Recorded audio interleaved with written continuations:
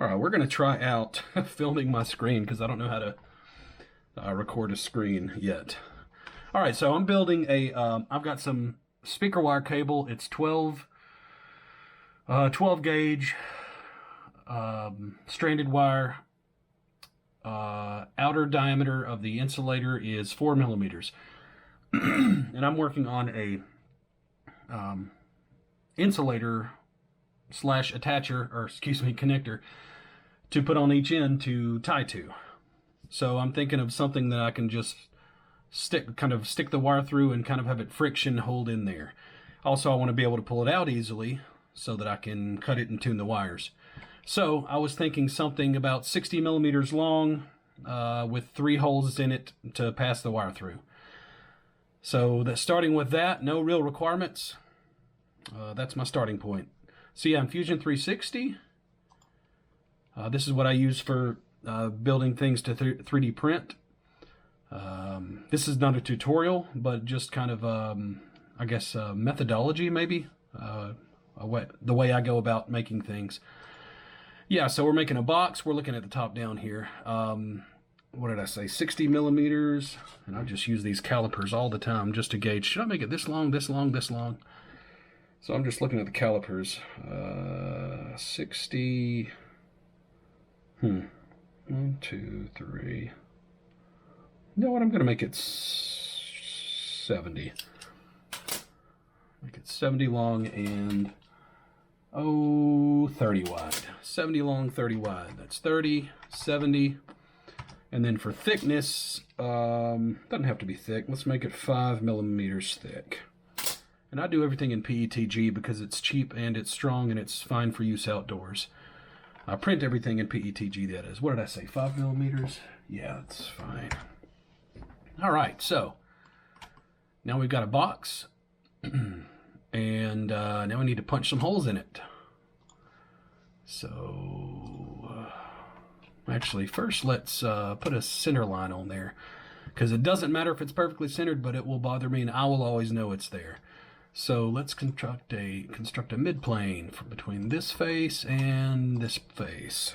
Enter. Okay, so there's our midplane. Now let's punch some holes in it. We just want a regular hole. That looks fine. We're going to punch it in this. Oh, that's a big hole. We're going to make it. So the insulator is 4 millimeters outer diameter. This is my first test for this wire. So I'm just going to do 4 millimeters. I know I can force it through a 4 millimeter hole, and then the bending, let's just go ahead and put that hole there for example, and then let's put another one here for example. There you go, put 2 holes there. So basically, the wire will go in one hole, in this one, and then do a 3rd hole. And I'm thinking the friction of these corners as the wire's pulled tight will hold it in place. So yeah. All right, so let's put these centered. Oh goodness, that's not what I meant to do. I didn't know you could put a hole in a plane. All right. So that's what, 10 millimeters? That's 10, 20, 30. So if my last hole's there, and then I got room for a big hole up here. That's fine. Let's do, what do I do? 15, 30. That's too far. Let's do like 12. 11, 12. I'm just looking at the grid behind here. All right, 4 millimeters. Yeah, we already have that at 4 millimeters, so we'll do. No, wait, this doesn't have to be so far from the edge. So let's put it at about, it's a 4 millimeter hole. That's 10 millimeters up. 1, 2, 3, 4, 5. That's 5 millimeters.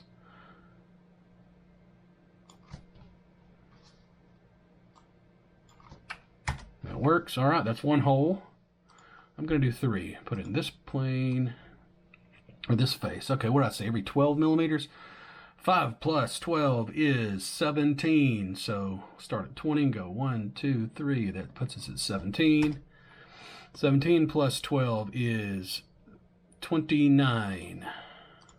I'll put this one, there's the 30 mark, and there's 29. Yeah, I got plenty of room. I got too much room. Oh, it doesn't matter. I'm getting too picky.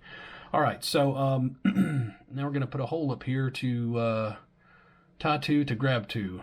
So let's actually first let's pull these edges in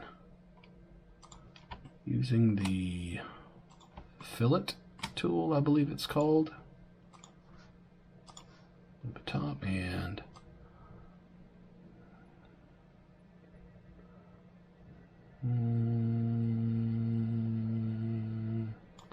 let's try 15. All right, let's try 16. No, 15 is it. 16 will not work. Yeah, because it's 30 millimeters wide. Yeah, 15. Okay, that's fine. All right, then let's come up here. Let's punch a hole up here. Put it in this face. Up here, roughly. Doesn't have to be big. 18. Let's see. 18. Let me look at my calipers. 15 should be plenty. 15 millimeters.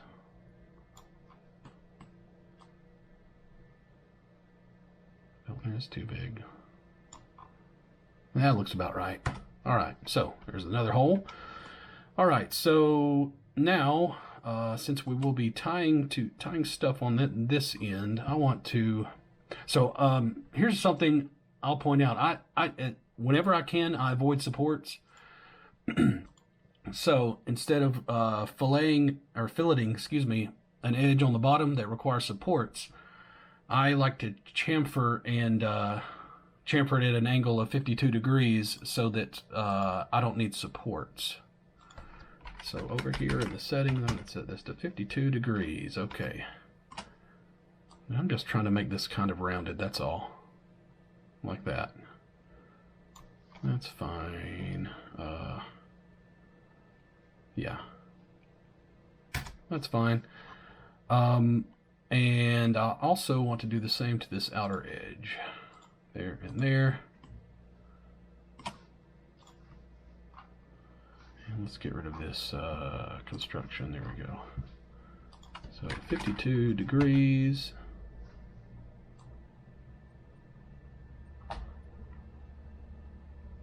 Well, it reverted to 45. 52. There we go. Whoops, that's the wrong 52. So, or that's the wrong way from 45. So that's 7. So I'll go 38 degrees. There we go.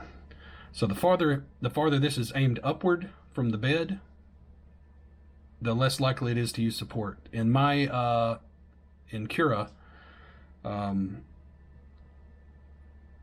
default I believe is 45 degrees. So anything above 45 degrees, meaning from 45 degrees and higher angles, don't need supports. So that's what I'm doing.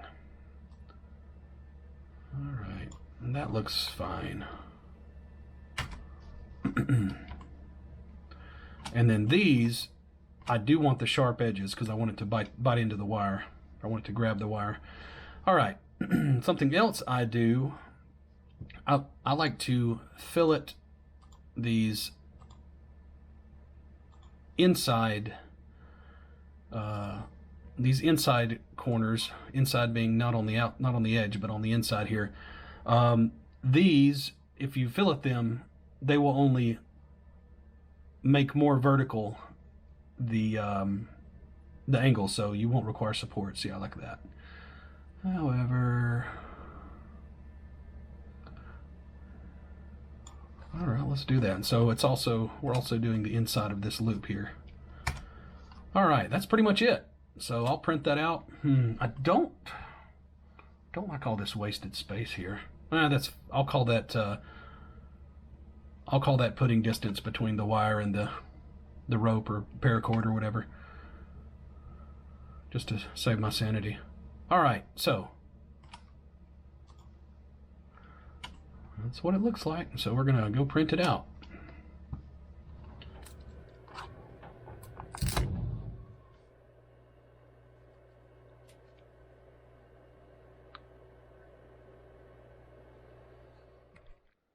All right, so here we have the part, how this works. Stick that through, stick it back through, stick it back through,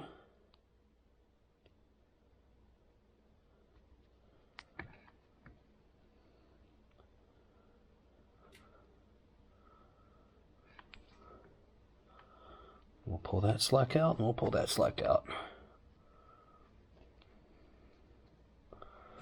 And there you go.